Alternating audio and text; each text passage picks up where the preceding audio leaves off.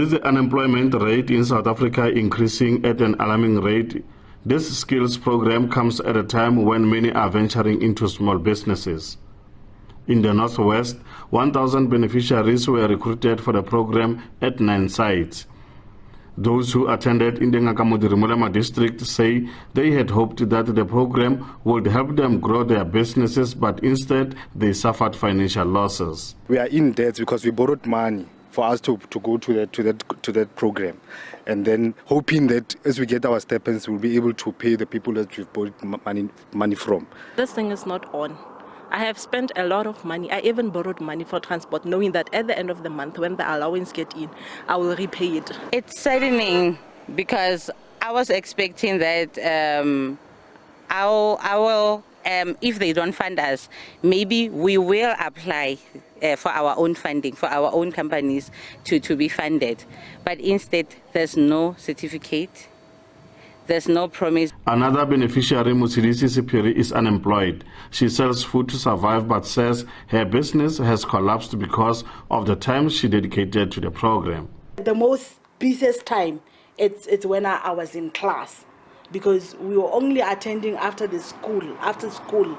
So the latest time when they speak on business, I was by the school, where I was thinking that I will get exposure and build my business to become, because most of our businesses they don't sustain because we don't know. So I thought with the knowledge that I'm going to get from the new venture, when I come back it will be a boom.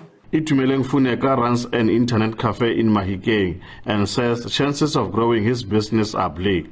When the program was started, they assured us that once one get the certificate, things will be quite easy for one to attain funding. That means if that is true, crowdfunding it's hard for us.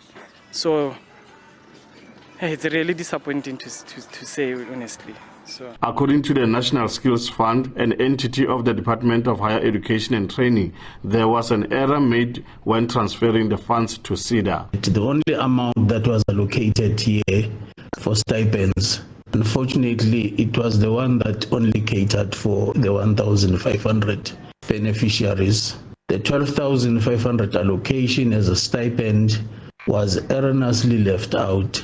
Now, this error has since been urgently attended to the NSF. The Director General has since approved an amount of about 62 million for the shortfall on these stipends, which will then be transacted to SEDA.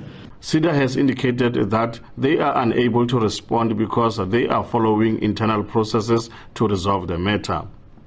Zeblan Maine, SABC News, Mahikeng.